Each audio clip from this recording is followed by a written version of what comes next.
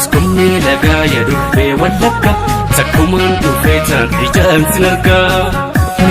Askumni lagaa ya dhufee wallakka takkumaan dhufeetaan ijaan sin argaa. Baay'een nama inni si beekus inni si hin beeknes, inni mana bunaa oolu, inni mana caatii oolu, inni daldalaanis, inni qotee bulaa, barataanis barsiisaan, beekaanis wallaalaa, guddaa fi xiqqaan sitti makmaakuu malee hammam biyya ormaa irra turte jedhee quba sitti qabu malee waggoota ati biyya ormaa turte sirratti lakkaa'u malee maaliif akka biyya ormaa turtee fi maaliif akka waggoota hanga kana umurii kee biyya ormaatti gubde kan quba si qabuu fi kan of beeku siif rabbi tokkicha. Tarii sitti toleeti manni haadha ormaa, tarii immoo otoo darbatamtu, otoo bilisummaan argatiin, osoo beeloftuu, osoo dheebottu, osoo rakkattu, osoo waa hundumti si barbaachisu waa hunduma ofitti hir'iste maaliif akka waggoota dheeraa fi waggoota hangam kan gola haadha ormaa keessatti dabarsite bilisummaa tokko malee hacuucamaa darbatamaa ija haadha ormaatiin garafamaa maaliif akka gola haadha ormaa keessa dabarsite siifi rabbi tokkichitu beeka.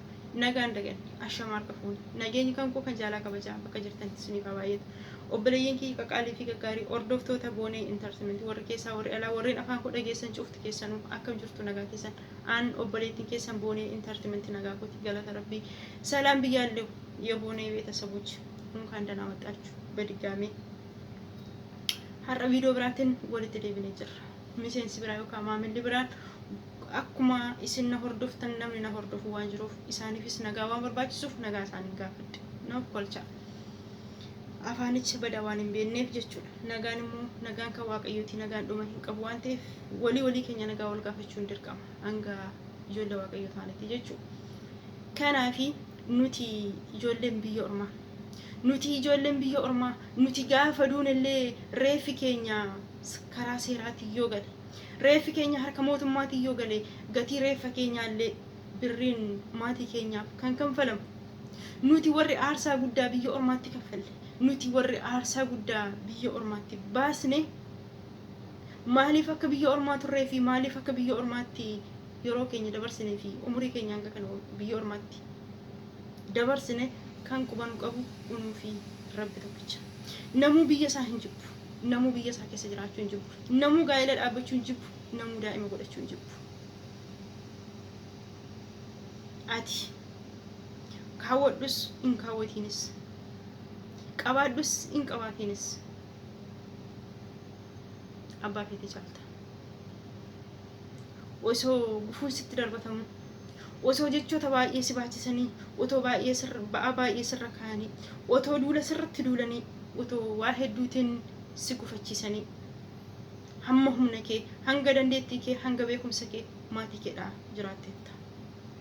Haa xiqqaatus maatii keedhaa fooqii ijaartee itti galchuu yoo baatte maatii kee harka namaa hin ilaalchisne, ofii kee harka namaa ilaalte nyaachaa, ofii kee harka namaa ilaalte dhugaa, ofii kee ija keessa nama ilaalaa miindaa kee fudhachaa maatii keef jiraatteetta, obboleessa keef jiraatteetta, obboleetti keef jiraatteetta, maskiinaaf jiraatteetta.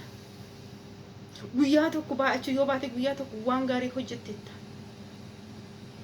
Guyyaa tokko waan rabbiin gammachiisu maskiina gammachiiftee guyyaa tokko waan bareedaa dalagdeetta. Kanaaf ati abbaa keetii caalta. Haadha keedhaa sa'a bittee haadha kee okolee haadha kee gogi okolee haadha kee jigsiteetta. Abbaa kee qambarrii fannise, abbaa kee dallaa diige, abbaa keetti dallaa ijaarteetta. Qe'ee abbaa kee diige ijaarteetta. Abbaa kee mana citaa keessaa baastee qorqorroo itti ijaarteetta. Ofii dhiistee maatii kee jiraatteetta. Haa xiqqaatus ifa bahee mul'achuu yoo baates, fooqii ta'ee argamuu yoo baates, billaa ta'ee mul'achuu yoo baates maatii keedhaa jiraatteetta. Kanaaf ati abbaa feetee caalta. Abbaa feetee caaltus biyya ormaa kana keessatti gaafati duute akkuma ammasiin jedhe. Reeffi kee seera qabeessaa yoo kan galu ta'e gatii reeffa keellee maatiin kee maallaqatti argata. Kanaaf duuteetu maatii keedhaaf faayidaa qabdaa jechuudha. Ati garuu sila badde. Ati garuu takkaa duute. Kanaaf haala hojjennu keessatti bakka kamittuu iddoo kamittuu of eeggachuun, of kunuunsuun, of jaallachuun kan keenya. Innuu gaafa nuti lubbuun keenya akka hin taanetti tarii nu darbatanii, tarii haalli nuti keessa jirruu fi wanti nuti keessa jirru nutti ulfaatee, tarii ofitti murteessinee ofii keenya of darbannee lubbuu keenya balleessinee, tarii ba'aan nutti ulfaate yoon akkas godhee haalli kun naaf salphata, haala kanaan boqochuu nan danda'a jennee tarii ofii keenyaa fooqirraa of darbannee, tarii immoo isaan nu darbatanii ofii of darbattee nuun jedhanii nutu bada. Sanas ta'ee kan akkuma amma isiniin jedha, ammas dabaleen jedha, ati duuteetu maatiin kee maallaqa sirraa argata. Kanaaf wanti barbaade yoo ta'e rakkinni kamuu hin darba, dhiphinni kamuu hin darba. Biyya ormaa nutu jaallatee dhufe, nutu itti dhufe. Waan hundumti akka jiru osoo beeknu, beela'uun akka jiru osoo beeknu, rakkachuun akka jiru osoo beeknu, darbatamuun akka jiru osoo beeknu, waan hunda ni danda'a. Hirkattummaan alatti hin jiraadha. Ofan danda'a jenneeti usuu barachuu dandeenyu haa xinnaatiyyuu malee maatiin keenya akka qabutti, akka qabeenya isaatti xiqqoo isaa qabaatu. Inni nyaatee bulillee, inni nyaatee hin bulinillee dirqama dhala isaaf gochuu, dirqama isarra jiru inuma godha. Nu garuu kana hunduma dhiisne otoo heerumnellee gaa'ela dhaabbannee jiraachuu dandeenyu, otoo akka nam tokkotti mana ijaarrannee nagannees waan barbaanne yoo ta'an, waanuma har'a dirbii uffannu kanatu nutti hafa malee uffata baay'ee tokko uffannee, yoo buddeen tokko ta'uu baate gimmaasha nyaannee, yoo shiroo ta'uu baate goommana nyaannee, yoo kun lamaanuu dhibee goobduu isaa nyaannee yookaan ammoo gogaa nyaannee jireenya nam tokko jiraatu inuma jiraanna biyya keenya keessatti. Garuu kana hundumaa dhiisnee nutu filatee itti dhufe. Erga itti dhufne immoo wanta jiru hundumaa dandeenyee of eeggannee of kunuunsinee kana mo'achuun keessa darbuun kan keenya. Gaafa nuti akka hin taanetti lubbuun keenya biyya ormaa keessatti darbe, harka ormaan isaa darbinuu ofitti haa murteessinu. Namni kamuu du'aaf dhalate. Garuu akkitti du'an walii adda malee jechuudha. Bakki itti du'anis walii adda. Yeroo kana isuma har'a mana caatii taa'ee, isuma har'a mana bunaa taa'ee, isuma har'a osoo qotuu, osoo daldaluu, isuma har'a shamarran biyya arabaa jedhee gufuu nutti darbatutu isumatu bor reeffa keenyaan daldala. Isuma har'a nuuf diinaatu bor nuuf fira gaafa nuti duune jechuudha. Akka walii galaatti Habashaan yookaan immoo nuti akka Itoophiyaattu erga duunee walleelesna. Akka sabaatti miti kun akka biyyattiitti. Isaan keessaa garuu warroonni har'a maqaa nuu laatan, warroonni har'a gufuu nutti darbatan, warroonni har'a shamarran biyya arabaa nuu jedhan, warroonni har'a akka nuti itti jirruu fi akka itti jirru unuu fi rabbi osoo beeku akka isa waan nu bira jiranii, akka isa waan nu beekanitti warroonni maqaa meeqa nu moggaasan, warroonni maqaa meeqa nu baasan bor reeffa keenyaan daldal. Akka gadheen reeffa keenyaan hin daldalle, akka yartuun reeffa keenyaan hin daldalle. Garuu har'a nuti rabbiin kadhannee akka jirrutti fi bakka jirrutti of eeggachuun kan keenya. Of eeggachuun kan keenya. Yoo nuti jiraanne waa hundi jira waan ta'eef jechuudha. Eenyumtu yoo ta'e immoo gaafati qabaattee fi gaafati fayyaa qabaatte qofa kan si jaaratu. Maatiimti kee inni ati har'a waa hundarraa jijjiirte. Maatiimti kee inni ati har'a waggaa ofii jiraachuu barbaaddu kanatti waggoota biyya ormaa dabarsite kana keessaa waggaan tokko waggaan kun kan kooti jettee ofii jiraachuu yeroo maltutti wagguma ishee ofii laatte sanayyuu dabarsite isaanii laatte, isuma ati isaanii jiraattetu gaafati harkarraa dhabde warruma keetu maatuma keetu siif itti guuta. Maatiin hundi tokko ta'uu dhiisuu danda'an. Eenyu yoo ta'e iyyuu eenyu garuu namni kamuu hangati harkaa qabduu fi hangati fayyaa qabdu qofaatti kan inni si jaallatu. Ati garuu sana hundumaa gochuuf akkuma of hin danda'a jettee biyyaa baate, akkuma of hin hooggana, of hin gargaara jettee biyyaa baatetti of gargaaruun, of kunuunsuun kan mataa keeti. Yaa Rabaa garseeti koo jabnaanaat. Yaa Rabaa garseeti koo dhunquunaat. Kanaaf nuti eenyumaan madalu eenyumaan hin caalamtu rabbii gaditti. Innuu namni gara laafessi dafee maskiinaa dhawwaatu shamarran biyya Arabaati. Isinii galee nu qofaa kan biyya ormaa jiru shamarran biyya alaa qofaa yookaan biyya Arabaa qofa shamarran Eeshiyaa qofaa keessa jirtu qofaadha. Shamarran biyya ormaa jirtu warroonni Awurooppaa keessa jiran warroonni biyyoota gurguddatanii keessa jiran guyyaan tokko maqaan isaanii akka salphaatti ka'ee beeka. Guyyaan tokko maqaan isaanii kennamee beeka yoo faarfamuu malee yoo olol isaan qabuu malee yoo daaspooraa jedhanii maqaa itti kennuu malee jechuudha. Shamarran Awurooppaa keessa jiran guyyaa meeqa maqaan isaanii akka hin taanetti gadi cabee ka'ee beeka. Nu garuu isa dadhabee isa dafqasaa xuruurfatee isa hifatamaa garafamaa isa beela'aa eebotaa osoo rafuu barbaaduu hirriba dhabee osoo nyaachuu barbaaduu nyaata dhabee isa akka hin taanetti gola ormaa keessa gugguufee maatii isaa jiraachisaa jiru garuu jechoota baay'eetu itti darbata.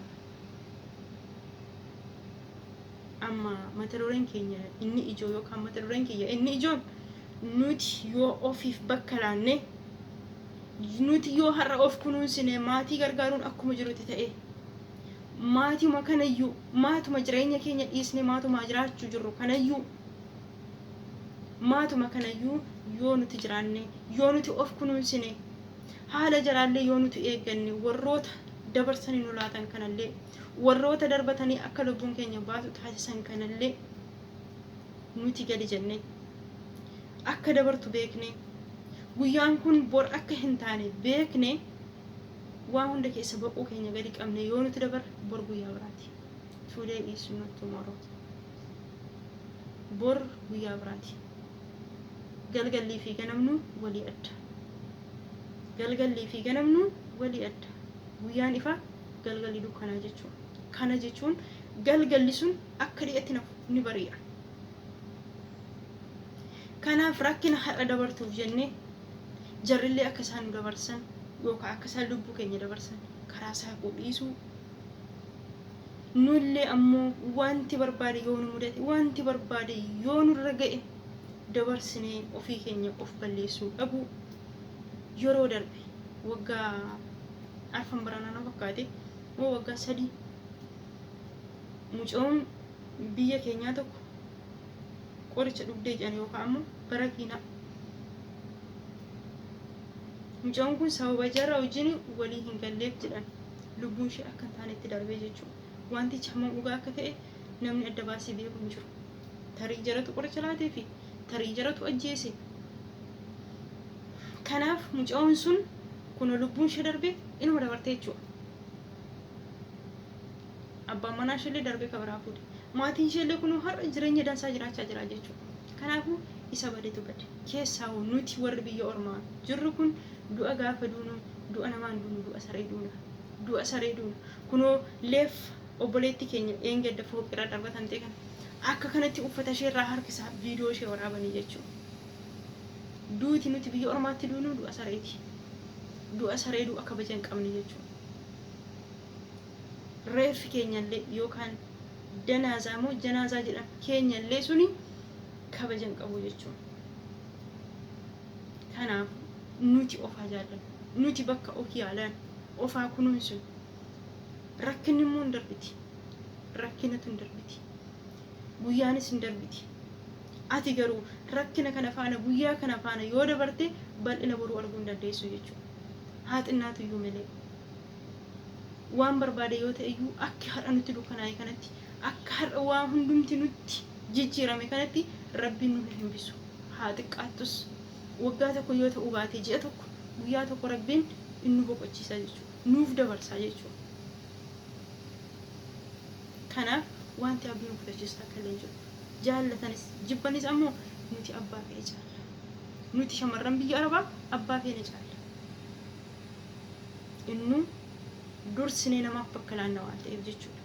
Of dursinee namaaf bakka waan laannuuf of dursinee maatiif waan jiraannuuf abbaa fe'ee jaallaa jechuudha. Yeroon kana jedhu nuti haqa maatii keenya irraa dhabnee miti haqa maatii keenya irraa qabna garuu murteessine erga dhufne erga jaallanne biyya ormaa dhufne ergatti amanne biyya ormaa dhufne waan hundayyuu hin dandeenya jennee dhufne miire hin dandeenya jennee isa dhufne kana keessatti immoo waan nu mudatu hundaaf itti gaafatamummaa fudhannee of balleessuu osoo hin taane obsaan keessa taruudha jechuudha. Sababiin isaa wanti har'aa bor jijjiirama argachuu danda'a waan ta'eef rakkinni har'aa bor bal'ina ta'uu danda'a waan ta'eef jechuudha. Sababa bilayyan kiyya isuma kana dhiisanii jira. Rabbi bakka jirtanitti isin haa eegu isin hunda keessaniyyuu bakka hin tokkolle nama kolcha viidiyoon kiyya yoo isinitti tole laayik godha sheer godha warroonni maatiin taanillee maatiin nuuf taanu jabeessa dhaamsa keenya yeroo hundaatii hunduma keessaniyyuu isin jaalatamtoota salaamachuu jira.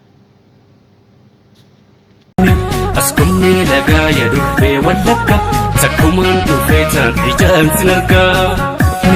Askumni lagaa yaadufee wallakka sakkumaan dhufee taan ijaan sin argaa.